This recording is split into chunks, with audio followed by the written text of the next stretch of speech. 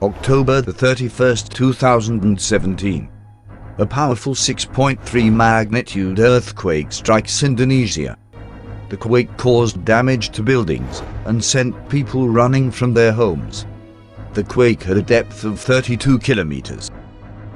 John 13:19. Now I tell you before it come, that when it is come to pass, ye may believe that I am he.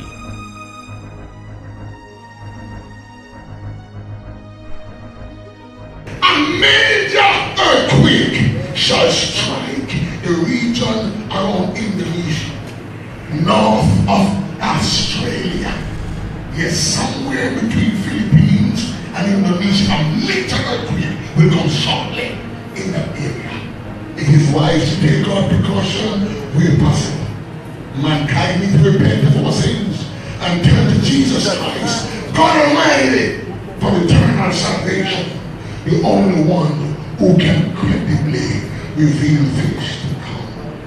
Father, in the name of Jesus, we pray for the safety of the saints. In Jesus' name.